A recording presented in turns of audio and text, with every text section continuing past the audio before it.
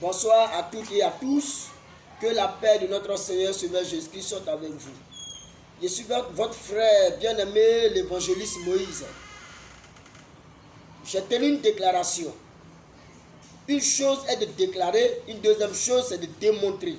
J'ai tenu une déclaration sur les réseaux sociaux.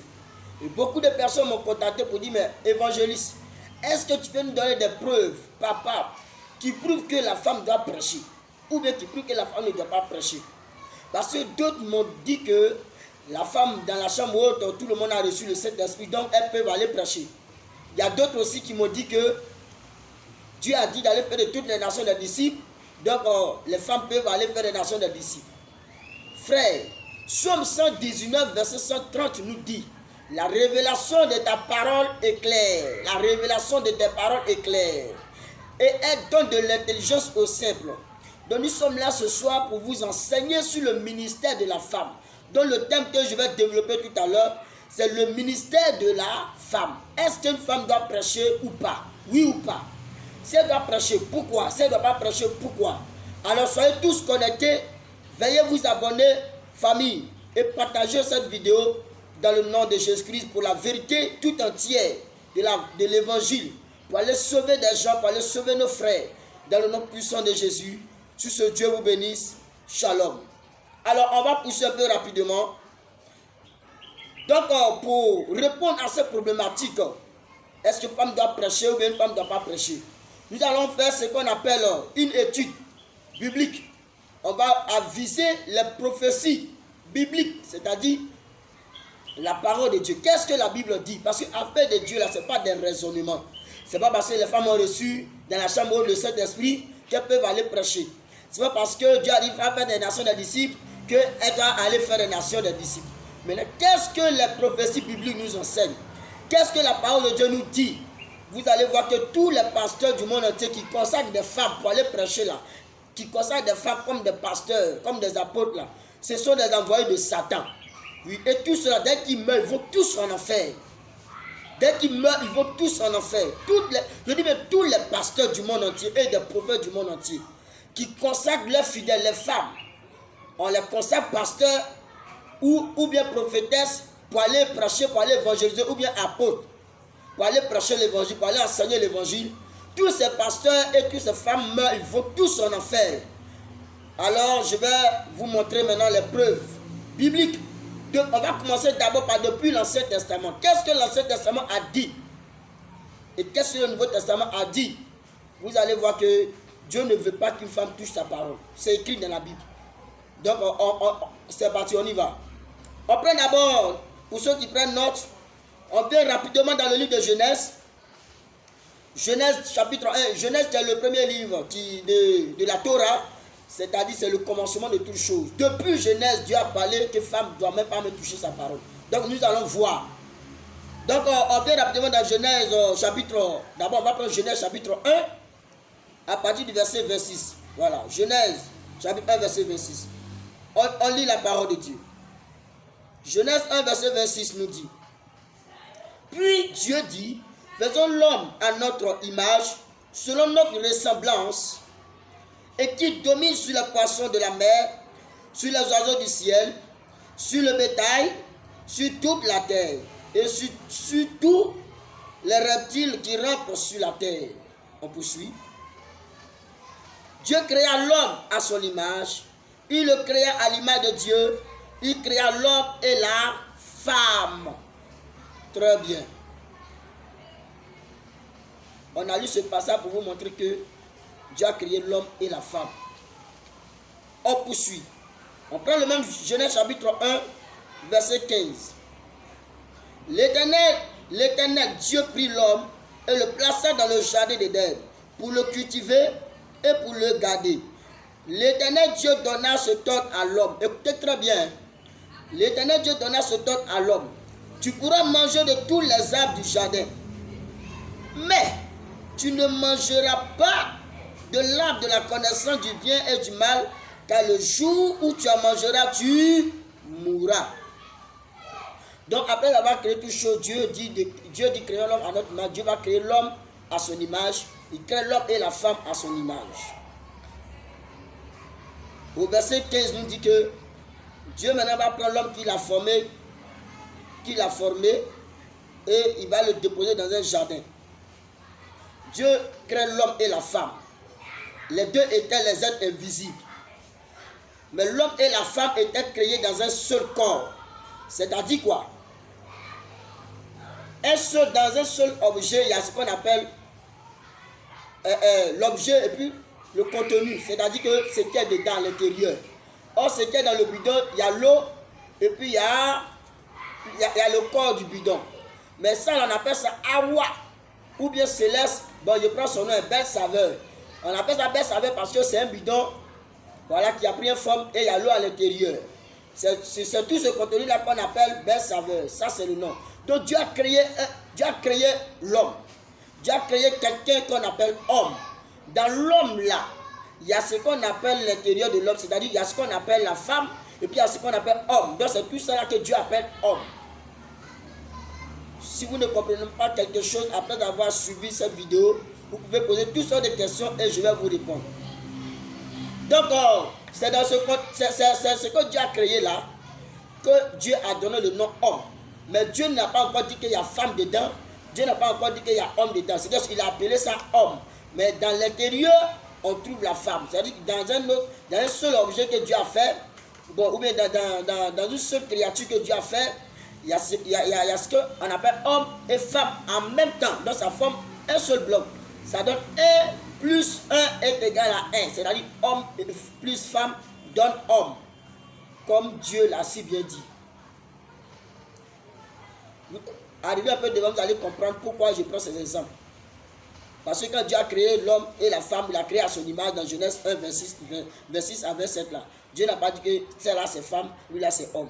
Il a appelé les deux à la fois hommes. Les deux sont hommes à la fois. Suivez très bien, on continue. Alors, Dieu donne l'ordre à l'homme dans Genèse 1, 15. Il dit, Dieu va le placer au verset 16, il dit, Dieu donna cet ordre à l'homme. Tu pourras manger de tous les fruits du jardin, mais quand le fruit de la connaissance du bien et du mal, tu n'en mangeras pas. Le jour où tu vas manger, tu vas mourir. Voilà l'ordre que Dieu a donné à l'homme. Maintenant, on poursuit. On vient maintenant dans Genèse 2, verset 7 à 8. Est-ce qu'une femme doit prêcher ou pas? On lit ce passage pour vous expliquer, pour vous montrer que ce n'est pas un hasard que les apôtres ont dit que femme ne doit pas prêcher. Ils n'ont pas pris ça ailleurs. C'est depuis la Torah, depuis l'Ancien Testament. Donc, on commence par le livre de la création, le premier livre de la création, c'est-à-dire Genèse. On vient dans Genèse chapitre 2, à partir du verset 7 à 8. On poursuit. Genèse 2, verset 7 à 8. La Bible nous dit, l'Éternel Dieu forma l'homme de la poussière de la terre, il souffla dans ses narines un souffle de vie, et l'homme devient un être vivant. Maintenant dans Genèse 15, l'Éternel Dieu prit l'homme et le plaça dans le jardin d'Éden, pour le cultiver et pour le garder. L'Éternel Dieu donna cet ordre à l'homme, tu pourras manger de tous les fruits du jardin, tu pourras manger de tous les arbres du jardin, il faut appeler les choses par leur nom, mais tu n'en mangeras pas de l'arbre de la connaissance du bien et du mal, car le jour où tu en mangeras, tu mourras. Alors, on poursuit. Le jour où tu en mangeras, tu mourras. Ça, c'est l'ordre que Dieu a donné à l'homme. Maintenant, on vient dans Genèse, dans le même Genèse chapitre 2, toujours, à partir du verset 22 à 23. Donc, quand Dieu a créé l'homme et la femme à la fois, il les a appelés hommes. Dieu maintenant va former l'homme maintenant avec la puissance de la terre et va donner l'ordre à l'homme. Tu peux tout manger, mais le fruit de l'arbre de la connaissance du bien et du mal ne mange pas. Sinon, le jour où tu manges, tu vas mourir. Ça, c'est ce que Dieu a dit à l'homme. Il n'y avait pas encore, on ne parlait pas de femme, on parle d'homme. C'est Genèse chapitre 2, à partir du verset 23, que la femme va venir à l'existence. Parce que vous savez, la femme vient à l'existence. La Bible dit quoi? Au verset 22, la Bible nous dit, l'Éternel Dieu forma une femme de la corde qu'il avait pris de l'homme et il l'amena vers l'homme. Et l'homme dit, voici cette fois, celle qui est os de mes os et chair de ma chair. On l'appellera femme, parce qu'elle a été prise de l'homme. Donc c'est Adam qui a donné le nom femme à Ève. Qui a donné le nom femme à Ève. Et il dit quoi? On l'appellera femme parce qu'elle a été prise de l'homme. C'est pas l'homme qui quittera son père, sa mère s'attachera à sa femme et ils deviendront une seule chair. L'homme et sa femme étaient tous deux nus et ils n'avaient point honte. Très bien. Donc quand Dieu donnait l'ordre à l'homme, écoutez, quand Dieu donnait l'ordre à l'homme de ne pas de manger tous les arbres du jardin, mais quant à l'arbre de la connaissance du bien et du mal, il ne faut pas y manger là. C'était à l'homme seul. La femme n'était pas à l'existence. Pourquoi? Parce que la femme était toujours en esprit. Elle était créée en esprit, mais elle n'était pas encore matérialisée, elle n'était pas encore physique. Donc un esprit n'a pas de ventre, donc la femme ne pouvait pas manger. Elle était tout un esprit. Donc comme l'homme est physique, l'homme a un ventre, l'homme a un corps, l'homme doit se nourrir. Donc c'est à l'homme que Dieu dit mange. Mais quant au fruit de l'arbre de la connaissance du bien et du mal, ne mange pas. Donc c'est à l'homme que Dieu s'est adressé et non à la femme. Maintenant c'est au verset 22 plus tard que la femme sera matérialisée, c'est-à-dire formée, représentée dans le physique. Donc pendant que la femme est représentée dans le physique, maintenant elle a un ventre, elle a un corps, elle peut se nourrir maintenant. Or Dieu a déjà donné l'ordre à l'homme et non à la femme. Donc la femme vient à l'existence. La femme était créée, mais elle était dans l'invisible. Elle n'était pas encore matérialisée, elle n'était pas encore physique. Elle était donc esprit. La femme était esprit. On poursuit. Genèse chapitre 3, à partir du verset 1. On va voir si c'est passé. Pourquoi Dieu ne veut pas que la femme touche sa parole? C'est par là que ça commence. Genèse 3, verset 1. Le serpent était le plus rusé de tous les animaux des champs que l'Éternel Dieu avait fait. Il dit à la femme, Dieu a-t-il réellement dit, vous ne mangerez pas de tous les arbres du jardin? La femme répondit au serpent, nous mangeons du fruit des arbres du jardin. Voici le premier péché de la femme. Lorsque le serpent est venu l'interroger sur ce qu'elle ne faisait aucun cas, elle a donné sa réponse, son avis. Or, cela ne lui a pas été attribué, ni donné, ni accordé, donc elle ne faisait aucun cas de la parole de Dieu. Mais elle donne son avis, elle donne la réponse. Si c'était une femme raisonnable, un vrai chrétien, elle allait dire, moi je ne sais pas, c'est à mon mari que Dieu s'est adressé. Mais elle, la femme, donne son avis. Vous dites, on mange. Ça, c'est un premier péché de la femme. Deuxième péché, on écoute. La femme répondit au serpent, nous mangeons du fruit des arbres du jardin. Mais, quant au fruit de l'arbre qui est au milieu du jardin, Dieu a dit, 2 points. Je reprends le verset 3. Genèse 3, verset 3. Mais quant au fruit de l'arbre qui est au milieu du jardin, frère, revenons dans Genèse 2, à partir du verset 17. Dieu dit, on monte au verset 7, verset 16 à 17. L'Éternel Dieu donna cet ordre à l'homme, tu pourras manger de tous les arbres du jardin, mais tu ne mangeras pas de l'arbre de la connaissance du bien et du mal, car le jour où tu en mangeras, tu mourras. Frère, regardez la réponse de la femme. Elle dit, mais quant au fruit de l'arbre qui est au milieu du jardin, Dieu a dit, 2 points. Bon, voici le deuxième péché de la femme. Elle a situé l'arbre. Oh, Dieu n'a pas situé l'arbre. Dieu dit, tu pourras manger de tous les fruits des arbres du jardin. Mais quant au fruit de l'arbre de la connaissance du bien et du mal, tu n'en mangeras pas. Mais Dieu n'a pas dit l'arbre qui est au milieu. Dieu n'a pas situé l'arbre. Mais la femme, elle parle et puis elle situe l'arbre. Elle dit, mais quant au fruit de l'arbre qui est au milieu du jardin, Dieu a dit, vous n'en mangerez point. Mais quant au fruit de l'arbre qui est au milieu du jardin, est-ce que Dieu a situé l'arbre là? Voici le deuxième péché de la femme. On poursuit. Dieu a dit 2 points. Quand tu dis Dieu a dit 2 points, c'est que tous les propos que tu vas dire là, c'est ce que Dieu a dit alors qu'elle va répéter. Mais écoutons quelque chose. Non, la femme, vous êtes forte. Vous n'en mangerez point. Vous n'en mangerez point. Oh, Dieu dit, tu n'en mangeras. Il dit quoi? Tu pourras manger de tous les arbres du jardin, mais tu ne mangeras pas de l'arbre de la connaissance du bien et du mal. Le pronom personnel, c'est-à-dire le pronom tu.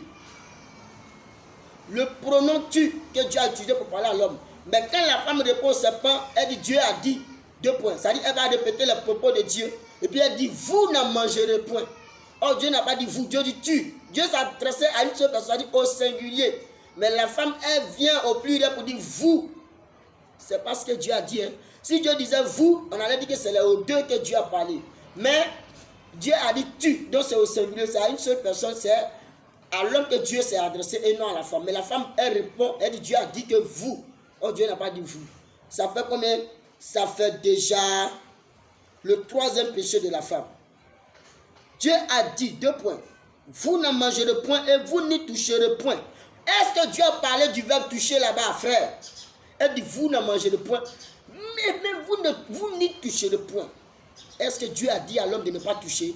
Dieu dit, tu pourras manger, mais ce table-là ne mange pas. C'est-à-dire, on pouvait jouer avec, mais sans mettre dans la bouche. Aujourd'hui, on peut jouer avec acide, mais est-ce que l'homme boit acide? On peut jouer avec une tabana. Voilà, c'est un médicament que nous prend pour tuer les agoutis au village.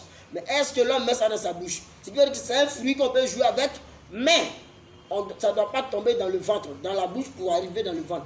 Et la femme dit, Dieu dit, vous n'en mangerez point et vous n'y toucherez point. Est-ce que c'est ce que Dieu a dit? Voici 4 péchés de la femme. Frère, est-ce que quand Dieu parlait là, il employait le pronom vous? Dieu a parlé au singulier à une seule personne. Mais la femme, elle répond avec quoi? Avec pluriel, avec le pronom pluriel. Pour dire vous. Elle s'est mise dedans, dans le lot. Quand Dieu a vu ça, Dieu dit, hein? Elle ne doit plus toucher ma parole. 1 minute d'échange entre elle et puis ses parents, elle a menti plus de 3 fois. C'est-à-dire elle a menti 4 fois sur Dieu. Elle a péché 4 fois sur la parole qu'elle a touchée. Quand Dieu a vu ça, Dieu dit, hey, ma parole qu'elle a là, plus jamais tu vas toucher ça. Dieu donne toujours sa parole à l'homme et non à la femme. Vous allez voir les autres versets là, qu'on va lire là, vous allez comprendre. Donc ça, voilà pourquoi dans Genèse, Dieu ne veut pas que la femme touche sa parole. Donc du moment où elle a ajouté, et puis elle a retranché, elle a ajouté des choses, elle a ajouté vous là-bas. Et puis elle a ajouté encore ne toucher point, le verbe toucher. Oh, Dieu n'a pas dit ça. Et puis encore, elle a retranché le pronom tu. Et puis elle a remplacé par vous. C'est en cela que Apocalypse 22, verset 18, s'est accompli sur la destinée de la femme. La femme, elle a perdu le salut. Comme elle a menti, elle a retranché, elle a ajouté, elle a perdu la vie éternelle. Une femme ne peut pas aller au paradis. Si la parole de Dieu, l'histoire entre Dieu et les humains s'arrêtait là, aucune femme ira au paradis. C'est moi qui vous le dis. Et on va lire les versets. Quand bien même que la grâce est venue sur la terre, le salut de la femme est conditionné. Nous allons lire ça dans les Écritures tout à l'heure. Apocalypse 22, verset 18 dit, je le déclare à quiconque entend les paroles de la prophétie de ce livre. Si quelqu'un y ajoute quelque chose, Dieu le frappera de fléaux décrits dans ce livre. Et si quelqu'un retranche quelque chose des paroles du livre de cette prophétie, Dieu retranchera sa part de l'arbre de la vie et de la ville sainte décrite dans ce livre. Donc comme la femme a péché ainsi, la femme elle a perdu le royaume des cieux, elle a perdu le salut. Aucune femme ne peut aller au paradis. Si l'histoire entre Dieu et les humains s'arrêtait là, aucune femme ne peut aller au paradis. Mais la grâce est venue et vous allez voir, je vais vous montrer dans cette vidéo comment Dieu a racheté la femme. Le salut de la femme est conditionné. On va lire ça dans les Écritures tout à l'heure, dans le Nouveau Testament. Ça, c'est la première partie de l'Ancien Testament pour ouvrir vos yeux. D'accord, donc on va aborder rapidement la deuxième partie. Dans le livre de... Voilà, on va rapidement. Dans le livre de... Je crois bien, hein, Ésaïe. Voilà, dans le livre d'Ésaïe.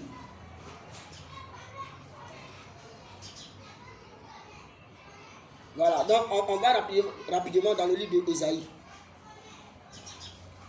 Voilà, donc on a ici Ésaïe.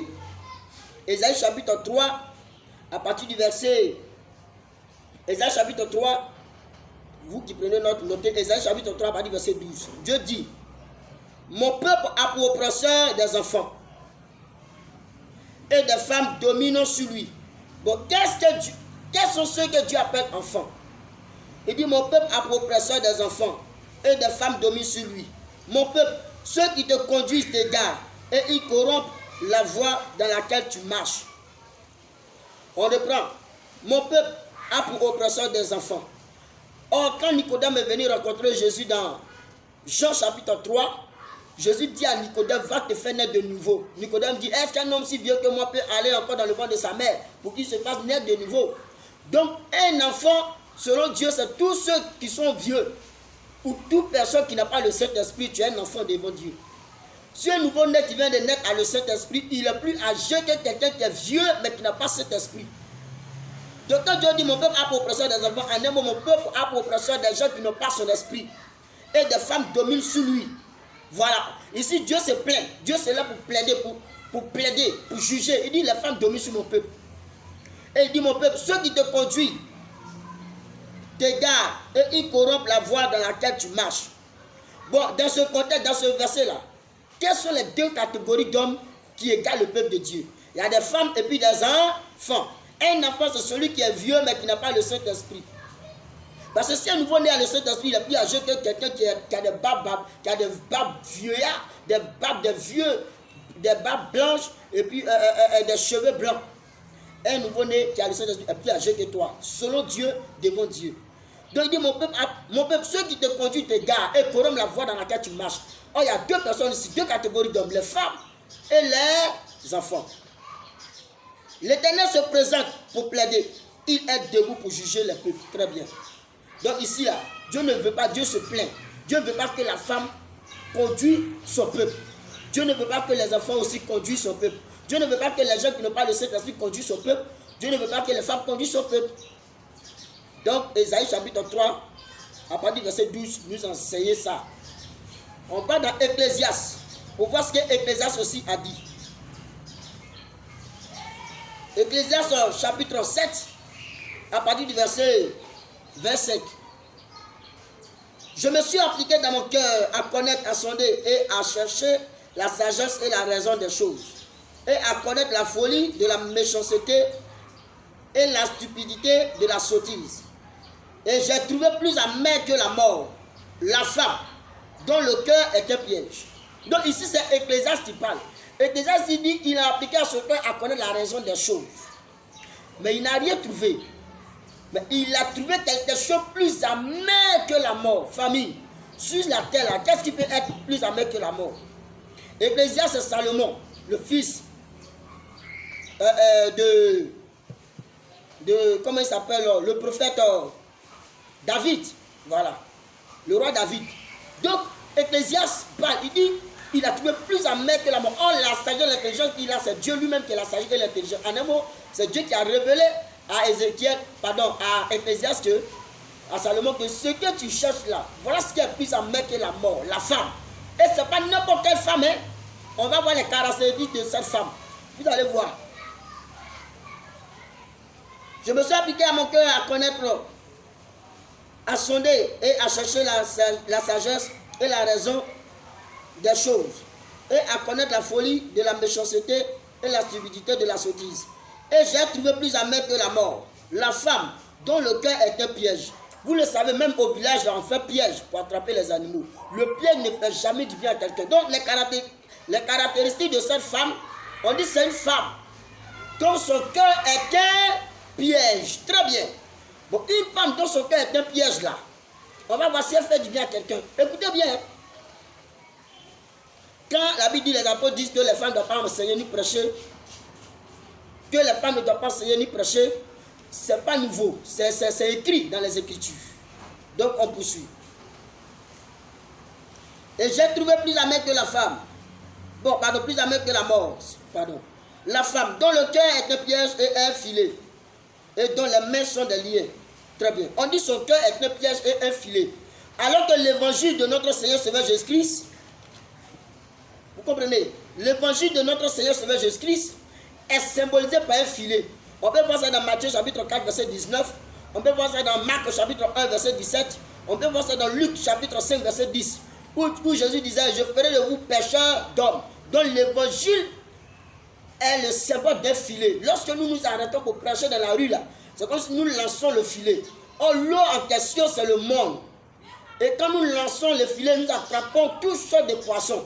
Mais quand Jésus vient là, il va trier, il va enlever les poissons qu'on cherche. Parce que dans l'eau, là, il y a des manias, il y a les scorpions, il y a tout, il y a des crabes, tout ça. Mais quand tu lances le filet, que le filet peut prendre tout ça, or, nous, notre objectif, c'est de gagner des poissons. Or, Jésus dit aux apôtres, vous serez des pêcheurs d'hommes. En un mot, vous allez prêcher l'évangile pour gagner des âmes. Donc l'évangile est le symbole d'un filet. Donc ici, dans l'Ecclésiaste, c'est une femme dont son cœur est un piège. En un mot, elle a le cœur d'aller prêcher, d'aller évangile, d'aller annoncer le filet, d'aller annoncer l'évangile. Et derrière ce filet-là, c'est un piège, disent les Écritures. Et un filet, et dont les mains sont déliées. Donc cette femme-là, cette femme qui prêche là, qui annonce l'évangile, qui lance le filet là, pour attraper tout ce qu'elle attrape, on dit son cœur c'est un piège, et puis ses mains sont déliées. Or le lien ne fait pas du bien à quelqu'un. Ça c'est une prophétie, hein. Et quand on va revenir dans Actes des apôtres, dans les Écritures, vous allez voir que les apôtres ont répété les mêmes propos. Ils n'ont pas pris ça ailleurs, c'est depuis l'Ancien Testament qu'ils ont utilisé pour enseigner. Quand Paul dit, la fin dans ce texte, c'est depuis l'Ancien Testament. Donc c'est par là qu'on commence. Le lien ne fait pas du bien à quelqu'un. L'évangile ne vient pas pour lier des gens, mais l'évangile de Jésus vient pour délier les gens. Mais une femme qui s'arrête, qui s'arrête à la chair pour prêcher, dans Ésaïe dit quoi? Mon peuple a pour prêcher des enfants et des femmes dominent sur lui. Or, quelqu'un te domine lorsque je te parle et puis tu m'écoutes, c'est que j'ai une influence sur toi. C'est que j'ai une domination sur toi. Donc, quand une femme s'arrête à la chair et puis elle enseigne le peuple, elle a une domination, elle domine le peuple et puis elle a une influence sur le peuple. Or, Dieu ne veut pas que la femme conduise son peuple. Dieu ne veut pas que la femme ait l'autorité sur son peuple, ni enseigne son peuple. On continue. Et dont les mains sont des liens. Celui qui est agréable à Dieu lui échappe. Or, quelqu'un qui est agréable à Dieu, là, ce sont les fils de Dieu. C'est-à-dire qu'une femme en train de prêcher comme ça, là, le fils de Dieu, là, nous, on a la vérité en nous. Les chrétiens, ce sont les gens qui ont la doctrine de Jésus-Christ en eux. C'est celui qui tient le langage de Dieu. Donc, un chrétien, lui, sait déjà la vérité que femme ne doit pas prêcher. Donc, comme moi, comme ça, bien, nous, les vrais chrétiens, quand on voit une femme qui prêche, on crie, à bas, feu sur toi. Et puis, on fuit. Donc il dit, celui qui est agréable à Dieu échappe à cette femme. C'est-à-dire, ne tombe pas dans l'évangile de la femme.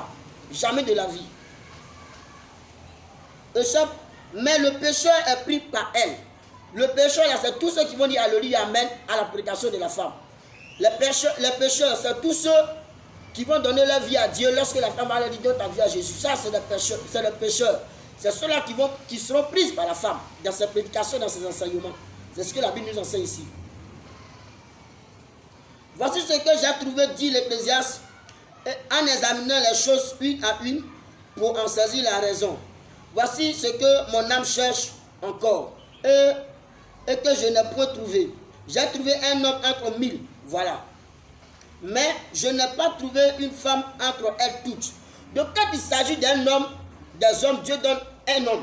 Il dit, sur 1000 hommes, j'ai trouvé un. Mais sur toutes les femmes du monde, depuis Genèse, depuis Ève jusqu'à la dernière femme que Dieu va faire naître là.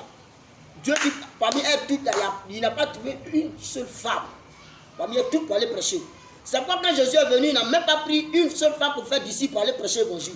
Parce qu'une seule femme, il n'a même pas trouvé une seule femme qui est capable de porter le fardeau, qui est capable de porter la vision pour aller enseigner. Il n'a pas trouvé ça. Donc, les frères,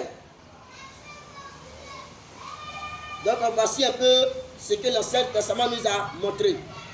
Alors, nous allons revenir maintenant dans le Nouveau Testament. Est-ce qu'une femme doit prêcher ou pas? Si une femme doit prêcher, pourquoi? Si une femme ne doit pas prêcher, pourquoi? D'abord, nous allons lire des versets bibliques dans le Nouveau Testament qui va vraiment nous éclairer. Donc, nous allons prendre ici notre livre, dans le livre de... On va aller un peu vite, hein. Voilà, donc prenez note, prenez les versets et puis allez-y vérifier. Mais si vous ne croyez pas en ce que je lis, en ce que je dis, mais prenez le temps de vérifier les versets que je vous donne et vous allez comprendre. Le Seigneur va vous convaincre sur ce que je vous dis. Alors donc on vient rapidement dans le livre de...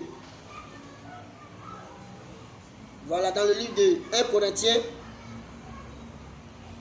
Corinthiens chapitre 14 à partir du verset 34. Et puis très bien, j'ai lu 3 versets de l'Ancien Testament pour ouvrir, pour préparer d'abord votre esprit. Lorsqu'on va lire le Nouveau Testament, les propos des apôtres, vous allez comprendre que c'est déjà écrit depuis l'Ancien Testament. Donc les apôtres n'ont pas pris ça ailleurs. Ils ont épuisé ce que les prophètes, la loi des prophètes ont écrit. C'est ce que je viens de lire dans Ésaïe, dans Éphésiens, dans Genèse. On va voir les propos de Paul. Est-ce que ce que Paul a dit là, il a copié, il a inventé ou bien c'est écrit avant ça? 1 Corinthiens 14, verset 34 nous dit que les femmes se taisent dans les assemblées, car il ne leur est pas permis d'y parler, mais qu'elles soient soumises selon ce que le dit aussi la loi. Quand on parle de la loi, on parle de la Torah, c'est-à-dire de l'Ancien Testament. Or, les versets que la loi nous a dit, que l'Ancien Testament nous a dit sur la femme, il y a Genèse, ce qu'on vient de lire. Il y a Ecclésiaste, ce qu'on vient de lire. Il y a Ésaïe 3, ce que je viens de lire. Donc je reprends 1 Corinthiens chapitre 14, verset 34. On dit que les femmes se taisent dans les assemblées, car il ne leur est pas permis d'y parler, mais qu'elles soient soumises selon que le dit aussi la loi. Donc ce que la loi a dit là, Dieu ne veut pas que la femme domine son peuple. Dieu ne veut pas que la femme ait l'autorité. Dieu ne veut pas que la femme conduise son peuple, son église. Paul a déjà répété ça. Au verset 35. Si elle veut s'instruire sur quelque chose, qu'elle interroge leur mari à la maison, car il est malséant à une femme de parler dans l'assemblée. C'est-à-dire Dieu n'a pas trouvé un autre mot que le mot malséant. C'est mauvais à une femme qui prêche. C'est mauvais à une femme qui évangélise. Dis les Écritures. Une femme qui prêche, elle meurt va en enfer, direct. Une femme qui évangélise, dès qu'elle meurt va en enfer, direct. On poursuit. Paul dit, est-ce de chez vous que la parole de Dieu est sortie? Point d'interrogation. Ou est-ce à vous seul qu'elle est parvenue? Point d'interrogation. Si quelqu'un croit être prophète ou inspiré, qui reconnaît que ce que je vous écris est un commandement du Seigneur.